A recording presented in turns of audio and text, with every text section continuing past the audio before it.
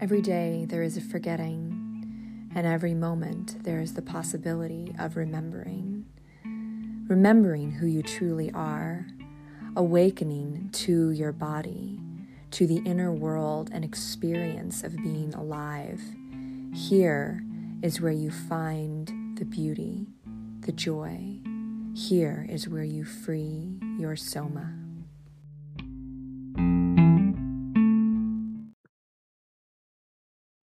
Hello, I'm Aimee Takaya, the host of Free Your Soma podcast. Today's episode is really going to be an introduction of who I am, where I come from, and a little bit about how I became a somatic educator.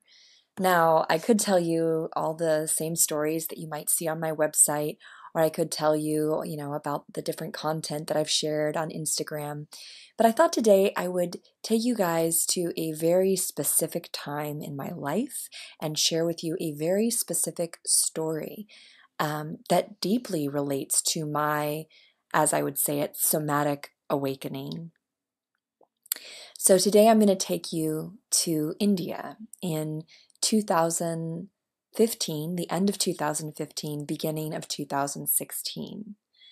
To give you guys a little background, a little setup, I traveled the world globally for about 6 years, teaching what was known at the time as Bikram Hot Yoga, the 26 and 2. I had been dedicating my life to this form of yoga. I had been traveling the world, teaching in a bunch of different countries, and really doing a lot of searching all over the world for the deeper meaning to life and the different experiences that people were having all over the world. I was just on a quest of sorts to discover more about myself and more about the world. And so, of course, where do traveling yoga teachers end up at one point or another? Well, they end up in India. So I got to India in the beginning of November, I believe, of 2015, and I was planning on staying until the beginning of February, so about 4 months. I had taken the advice of a friend of mine earlier that year when I was traveling in Israel, and he had recommended that I go for several months if I was going to go to India, and his reasoning was, you are going to take a whole month to get used to India. So if you only go for like 3 weeks or a month, you're going to be miserable because your whole body, your whole psychology, like your whole perception has to adjust to the intensity, to the color, to the beauty, to the just craziness that India can be. The culture shock, etc., the bacteria, all of it just is going to be so different that it'll take, 4 weeks minimum to adjust. So I took his advice to heart and I scheduled this as a 4-month trip. And, a little bit more background, even though I was a traveling yogi, I'd been dedicating myself to really just working on my yoga practice and also working on my teaching, becoming, as I wanted to be a yoga teacher full of heart and integrity. I was struggling with a really challenging issue that I was not really being totally upfront with the people in my yoga world about. It was kind of like my dirty little secret that I was carrying around with me. And I laugh about it now, but at the time, to be completely honest, like I was full of a lot of like frustration and shame and fear about what I was experiencing in my body. And what I was experiencing in my body was a level of chronic tension and pain that was becoming week after week, month after month, more and more unbearable. And, for anybody out there who's ever lived in chronic pain, you know how demoralizing this can be. You know how frustrating this can be, especially when it feels like you're doing all the right things. Which at the time I thought I was doing all the right things. I was doing 60, 90, 30-day challenges, like yoga 5 times a week, just practice, practice, practice. And I was teaching. And so I really wanted this to be like the thing. I wanted yoga to be the thing that was going to get me out of the pain that I was in eventually. But what I discovered more and more was that, it wasn't necessarily that there was something wrong with yoga or that there was something wrong with me. There was a way that I was practicing that was actually creating the experience that I was having in my body. And more than that, there was a way that I was living, and from the outside, you wouldn't be able to tell, but there was a way that I was living internally. There was an approach that I had to myself and my body internally that was manifesting and creating this reality of pain in my body. So here I am traveling to India. I started in Goa, which is kind of like gentle India, except it's still definitely India. A little less confronting, still fairly European. I went to Arambol, North Goa, and there was a yoga center there that I ended up taking a couple of courses there. Iyengar yoga, very, very different than the yoga that I had been practicing, very different than hot Bikram yoga. First of all, there were no mirrors. There were no mirrors in the space. And in India, you're very much encouraged to wear loose-fitting clothing when you practice yoga for modesty's sake, especially as a woman. And this was wildly different than the yoga that I had started with, that I had been exposed to in the United States, and the yoga that I had been teaching. What I realized, what was so confrontational about loose-fitting clothes and no mirror, was that I really became aware of my lack of body awareness. And it was a crazy thing to become aware of because at this point, I had been practicing yoga since 2008. That's like 7 years, almost 8 years that I had been dedicating a good portion of my waking hours to yoga, whether it was practicing or teaching. And yet here I am in these baggy clothes on this concrete floor of this yoga dome in India, and I don't know where my stomach is. I don't know where my hips are. I realized how much I had been relying on the tight pants and the mirrors to know where my body was in space. Now, flash forward now as a somatic educator, I understand nervous system functioning. I understand things like proprioceptive awareness, and that I was, for whatever reason, and there's so many different reasons why this can occur in a human being, but there was a lack of proprioceptive awareness. There was a lack of neural connections to certain areas of my body that I had been using tight pants and mirrors to kind of overcome the lack of connection. And so it was quite, at first I'd say disturbing to not know where my body was without those tight yoga pants, to not know what my body was doing without having that feedback, that visual feedback of seeing myself in the mirror. But what came of this was something that was long due and that I'd actually already been stimulating within my system, which was developing an internal felt sense awareness of what was happening in my body from the inside. And why I say I'd already been starting to experiment with this is because around 2008, when I first started doing hot Bikram yoga, my dad introduced me to it, which actually was very sweet. And he had become a teacher. The thing was, he had also in 2008 discovered a new technology that he was in a training for, which was called Hana Somatic Education. And he had exposed me to it. He had done a session with me. I'd had taken some of his somatic classes. And I mean, I really didn't think much of it. I thought it was slow and boring and for old people like him, and didn't really seem as sexy or exciting as sweaty, rigorous, hot yoga, right? But I had already started using this movement method to deal with some of the pain that I had been living in, this pain that I mentioned before. And so I wasn't really consistent. I wasn't really dedicated to it, but I had been doing it. And when I felt myself unaware of where my body was, and now suddenly invited or forced to feel inward to know what was going on, I did already have some grasp of how to do that because of the somatic work that I had been introduced to already. And really, those 2 weeks were just this incredible awakening to how to feel my body, how to engage my abdominals without that biofeedback of the fabric against my skin. And I believe that it really did deepen the somatic awareness that I had already been, I guess you could say, experimenting with.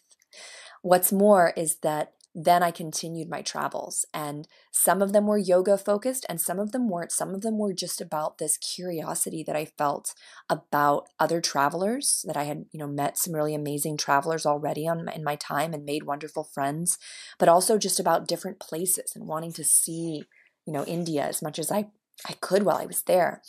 And so I traveled further south. I saw some of the beaches in Karnataka. And then, of course, I've ended up going to Rishikesh because, of course, Rishikesh yoga, this is the place to be. Yeah. So by the time I was in Rishikesh, it was quite cold. It was terribly cold, and that was adding another layer to the tension that I was experiencing in my body, along with the rickety rides and the very uncomfortable trains and carrying a 50-pound backpack. But I arrived in Rishikesh just full of, I guess, longing, desire to go deeper in. And I went to an ashram there and I stayed there for 2 weeks, 2.5 weeks, and yoga every morning, yoga in the evening, ashram style, um, very conservative. There was a 9 p.m. curfew for the ashram, and it was just this great continuation of what I had already been doing.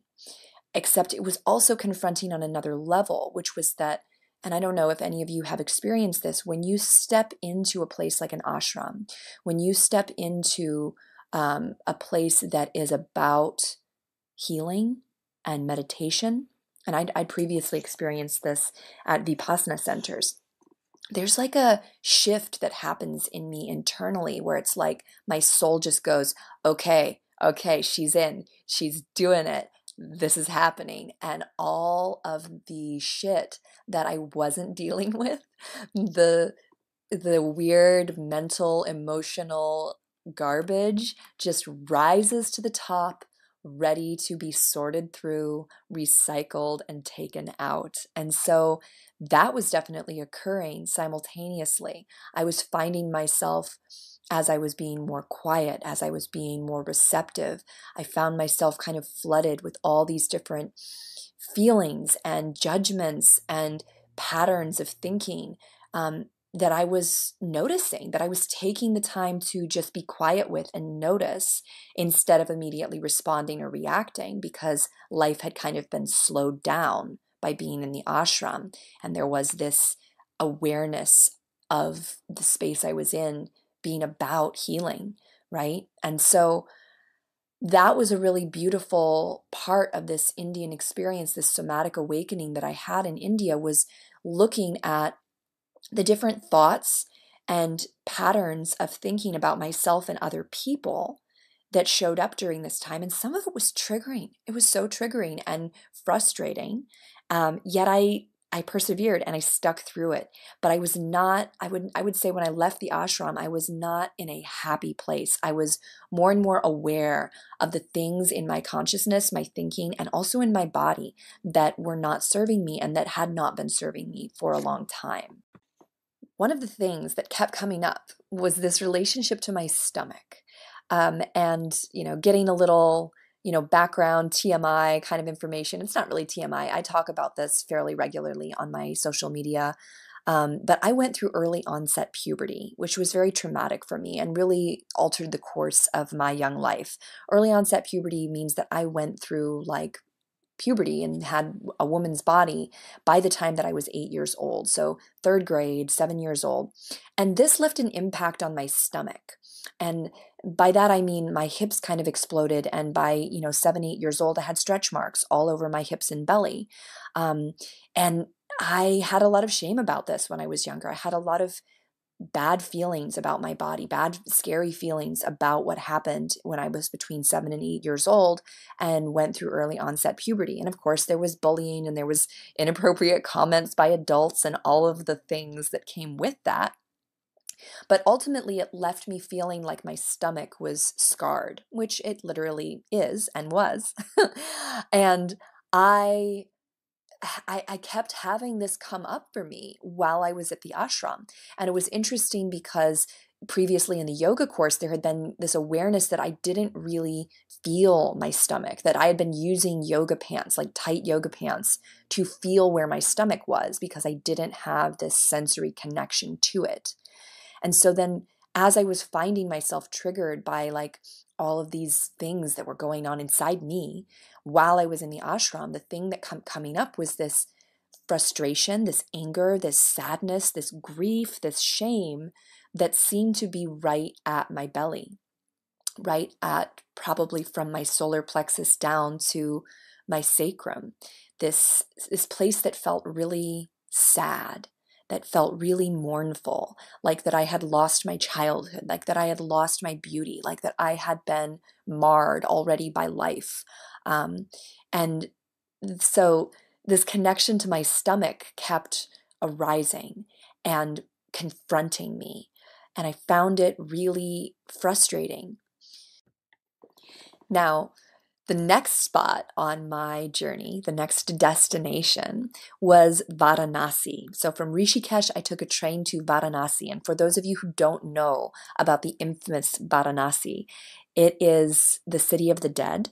It is the place on the Ganges where they cleanse the dead before burning them on a pyre with sandalwood, the ceremonial burning of the dead that has been going on for 3,500 years, that they have been burning people. And I was told this multiple times by multiple Indians there, locals in Varanasi. 3,500 years, 24/7, they have been burning bodies here. And I mean, it's just so unbelievably intense, the energy there in this city where they have been opening and spreading thin the veil for so long. And there is this really rank, intense feeling of death in the city. But at the same time, where you find death, you find life. And so it's also brimming from just wall to wall, from riverbank to riverbank with life. And I mean, that's really just a poster for India right there. It's brimming with life, brimming with death.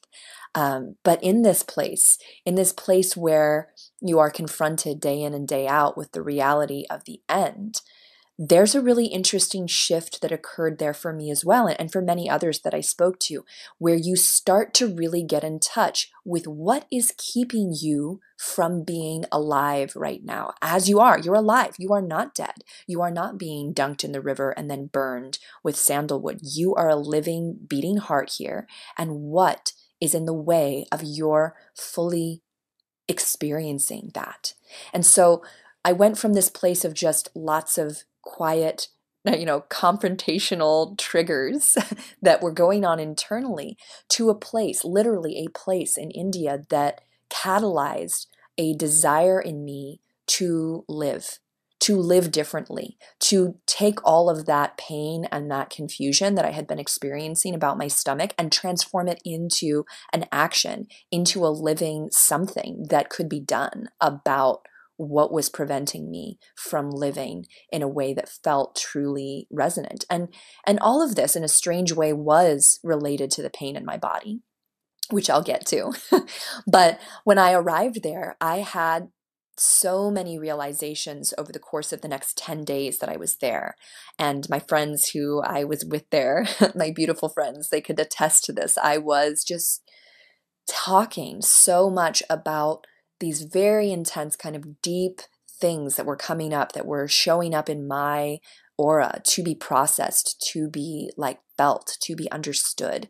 And some of the deepest stuff had to do again with my stomach, with this space between my second and third chakra, with this space between my sacrum and my sternum. And it's actually the space that, as a HANA somatic educator, we call the somatic center. And it's where we say all movement, movement of our arms, our legs, originates from this space when we're talking about dynamic movement, like walking or running or going from sitting to standing and things like this. It's this space where I would say hyper-focused on during this time in India, hyper-aware of, because it felt like I was just meeting it for the first time, honestly. So The big message that came up, the big piece that had arisen since I had been in India was not only that I did not have any awareness of my stomach when I wasn't wearing tight pants, but that as I started to gain awareness, as I started to build awareness, I realized that I had been unconsciously clenching and holding my stomach in for I don't even know how long. I realized that I had been holding and keeping my stomach tight, like sucking it in for, yeah, possibly my whole life. I couldn't even remember when I had not been doing that, when I realized that I had been doing that. And there was an actual like letting go that wasn't just like, oh, I'll let this go now. It was like I would let my stomach go and then I would let it go again and I'd let it go again because there was like multiple layers of tension that I had been holding there. And I thought about this, of course, as a woman, we're kind of trained by, our Western modern society to try to avoid having a belly, especially a big belly, in the yoga world, even like there's a lot of suck your stomach in, engage your core, especially in the Western forms of yoga that really are a lot more like a gym workout. There's a lot of this emphasis on a tight core and having a tight stomach and a hard stomach, that's like desirable, that's healthy, that's what we want, right? And so I think that was a piece of it, was this kind of conditioning, this kind of programming that said, keep my belly tight, right? But there was another piece of it that I had not fully understood, which was that this clenching, this holding of my stomach in, it actually changed my posture. It pulled my pelvis under. It basically tucked my tail. It tucked my tailbone to be in this position.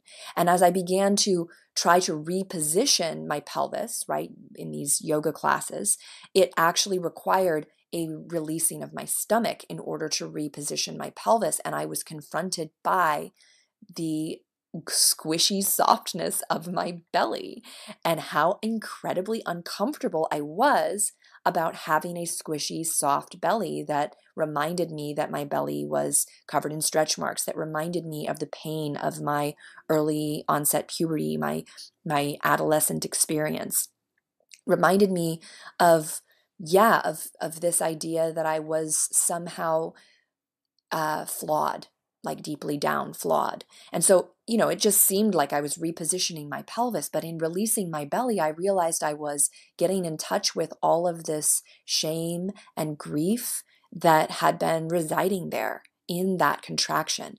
And at the base of it, with all of it, you could break it down to just fear, right? And tucking your tail under. Isn't that what a dog does when they're afraid? Isn't that what most of us do when we're sad or we're afraid? We kind of slouch, we round our spines, and we tuck our pelvis, right? As a somatic educator, I understand this muscular pattern so deeply now. I help my clients to release it. But at the time, this was still new to me. This was a discovery that I was having. And it was, it was again triggering and confronting and all of those things. But I was also so inspired to do something about it. And so the way I put it at the time, what I was telling my friends was that if I wanted to be loved for who I truly was, like who I truly am, not who I pretend to be, not who I posture as, but for who I truly am, that I needed to let my stomach hang out. And this was scary, so scary, because if I wanted to be loved for who I truly was, but I was unconsciously or consciously squeezing and holding my stomach in to have my body, to have my shape appear a certain way, maybe for the male gaze, maybe for, getting a certain type of partner, I was at the time, very much like hunting for who's going to be like my soulmate, right? That question. And if I'm posturing my body, I'm holding this tension, I'm not really showing them what my body actually looks like. I'm not really showing them like what it actually is, who I actually am, right? I'm showing them something else. And I'm positioning my body in such a way as to kind of hide what really truly is. And so, yeah, it was it was powerful because the way I framed it to one of my female friends, I said, imagine you're laying in bed with a boyfriend, maybe a new boyfriend, someone that you haven't been with very long. The relationship's still new. And you're almost asleep, and you feel him reach around and bring his hand down onto your lower belly. What is the first thing that you would probably do?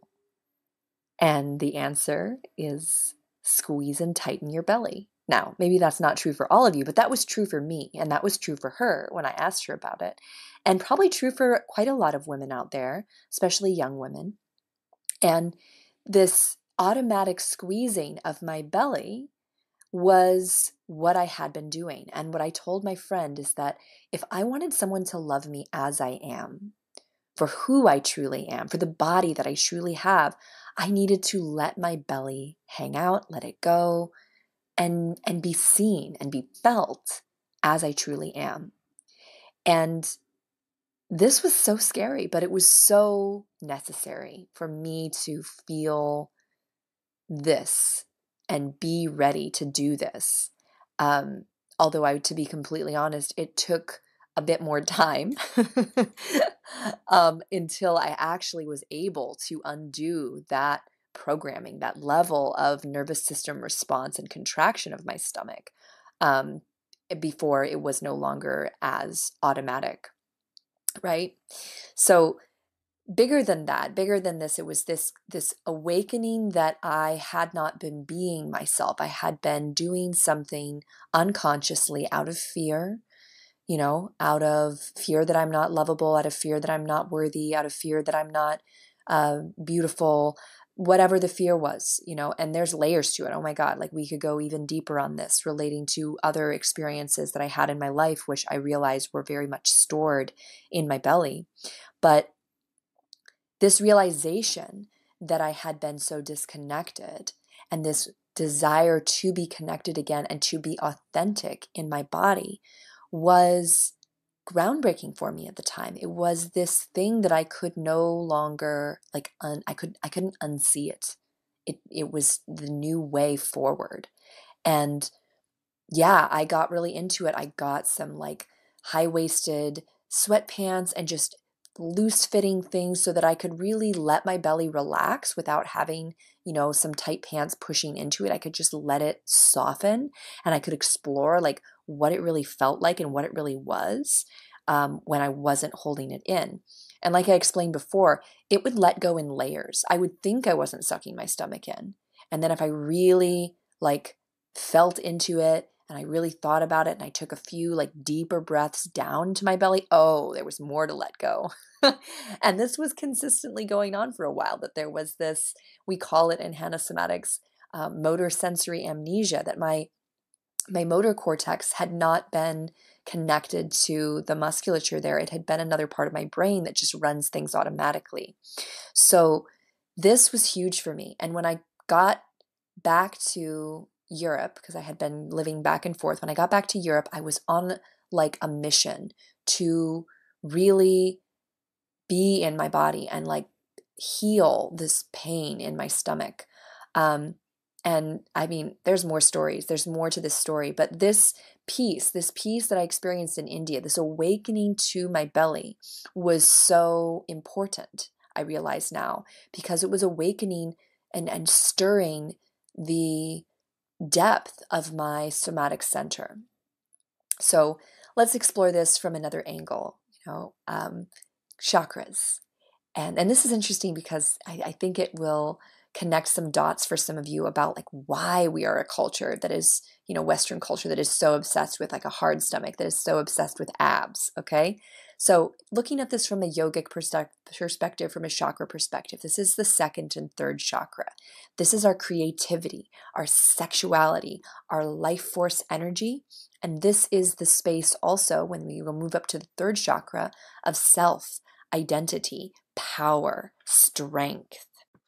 And so, of course, we want there to be a flow of energy here. We want there to be this fortification of this space.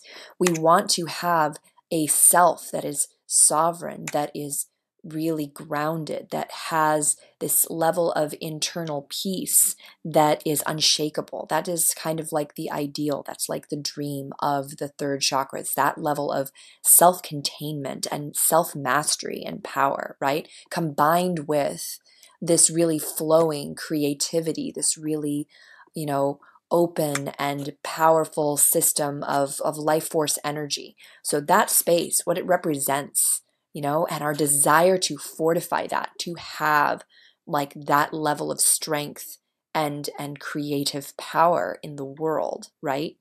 So then what do we end up focusing on? Because there's this inner, you could say, like innate desire for that part of our body to represent like power and strength and self-worth and all of this. When we can't experience it internally, which most of us are not taught, from an early age to experience our bodies internally, to live in a somatic way, we focus on the external. Of course, that's what we do. And I mean, that's not a bad thing. I did that. It was part of my journey to come inward, was to focus on the external.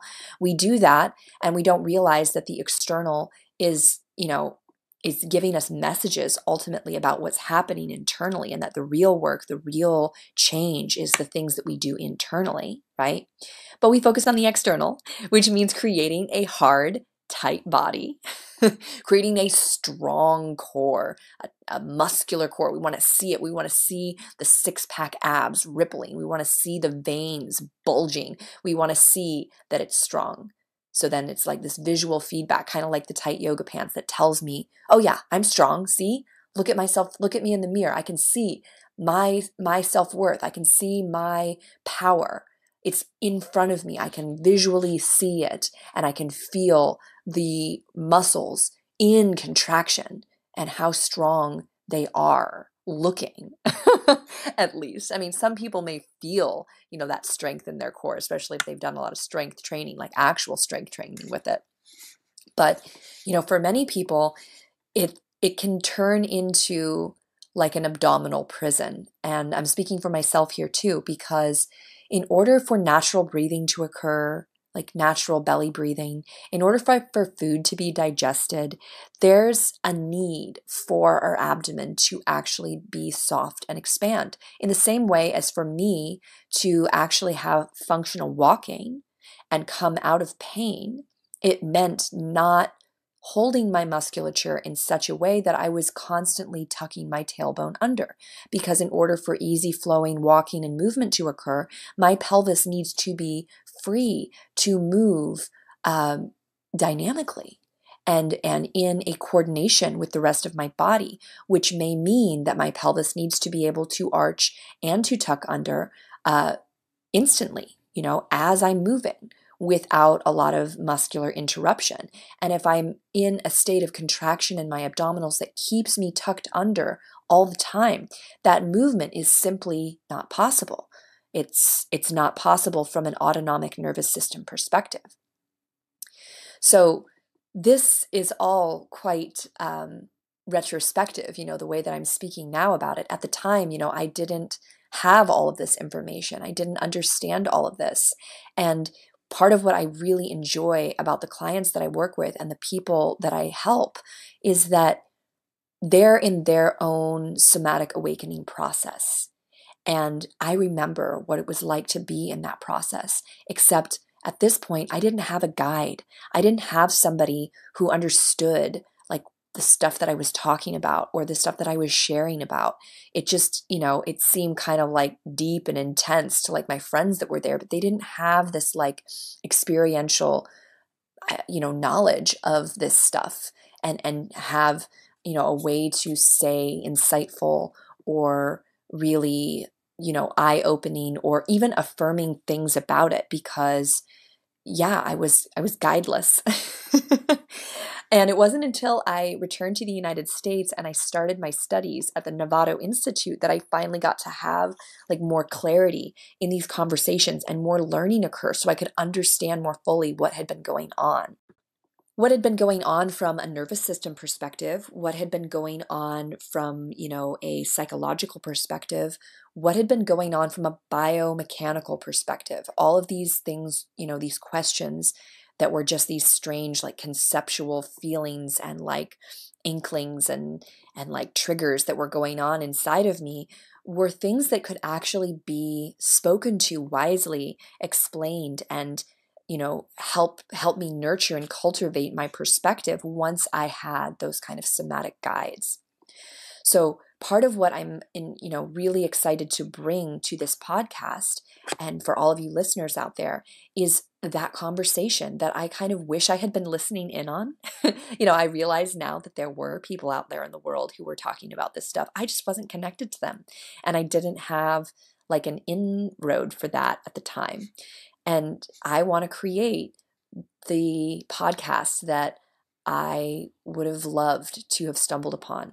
I want to create that podcast of these somatic awakening stories, these awakening to our internal experience stories that remind us of the bigger truth within, right? Underneath and including all of the pain and the triggers and the trauma and the bullshit that we have been through in our lives. And I say bullshit quite lovingly, actually. All of the learning, all of the experiencing that we've been through. What do we make of it? What do we do with it? How do we transform and transmute it? How do we integrate it? And how do we allow it to move us in powerful ways that bring us closer to being who we are truly meant to be on this earth and do the work, the service that we are truly here to do? And so these stories, like the one you just heard from me today, these stories are important. If I had heard this story about somebody else with their belly or with their self-worth or, with squeezing their stomach, any little piece of this story could have been a clue along my path, a little piece to my puzzle that made, a little bit more of my internal experience make sense. And that's what I feel is so important about sharing these stories. It also takes away some of this stigma of like thinking that there's something wrong with early onset puberty or that there's something wrong with, having stretch marks or a belly. And, Instagram and like body positivity culture, the good and the bad, the ugly of it. There's a lot more conversation going on about this than there was 7 years ago when I was having this experience in India. There's a lot more awareness of this. And I think that's wonderful. I think that's beautiful. I think these are important conversations to have. And, feeling that you're not alone in the things that come up in your human experience, that there are other people who are having parallel journeys, who are on a similar path to, healing, recovering, and transforming the way that they live in the world. So, to wrap it all up with this belly experience and then the preceding years of somatic education. I did another yoga training. I became pregnant. I housed a baby in my belly and I gave birth. And I have a son now. And that whole process was related to part of the healing work that I did on that space in my body, my ability to find my husband, to find a partner who loved me with my stomach hanging out, who wasn't afraid of like my stretch marks or my intensity, who was like ready for it, who was like, okay, bring it on. That was all related to the time that I spent in India and the time that I spent facing all of that pain and trigger and discomfort that I had been holding in my stomach, that grief over my childhood lost and all of this.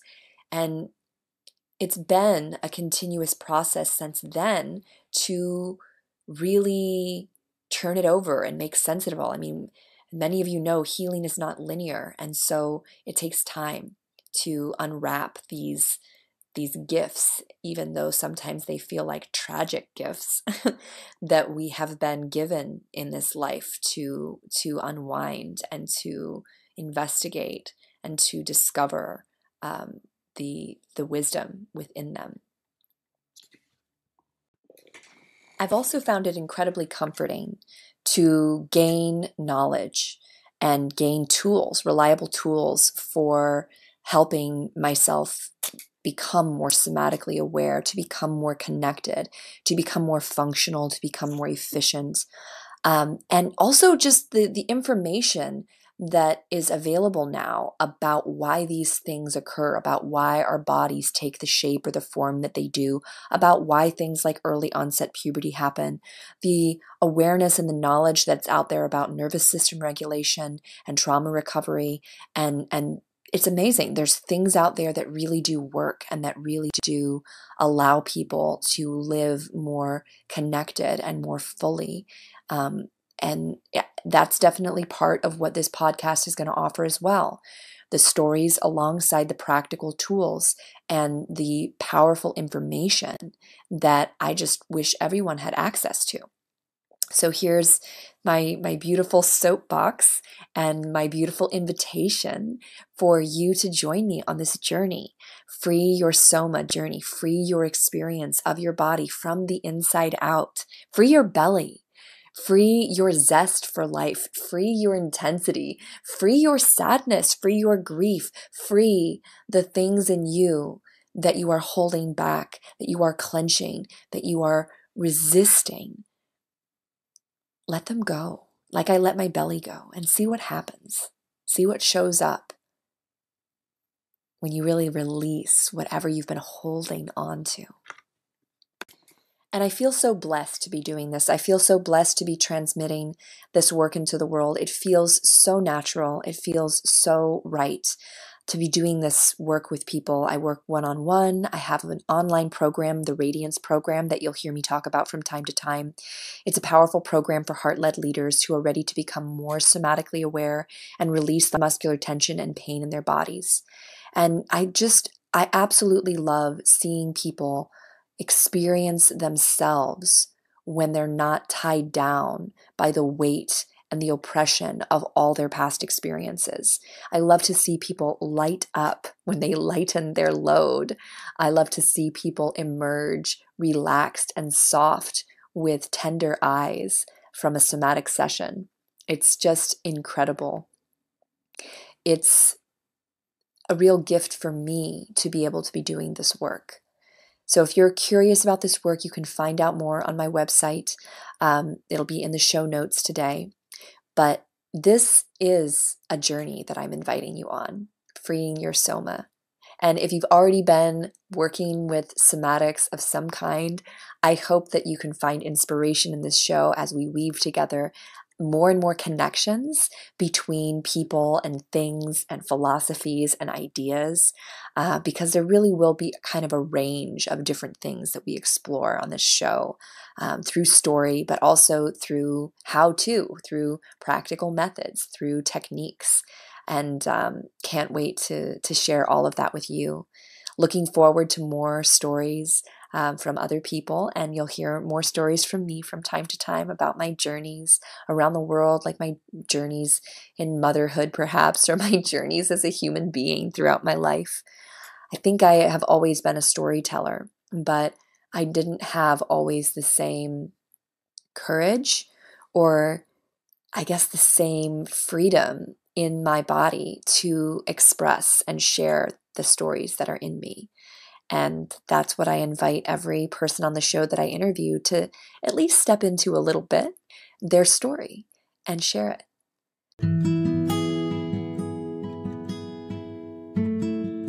You've been listening to the Free Your Soma podcast. Subscribe now to hear more stories of somatic awakening and gain knowledge and tools for somatic living.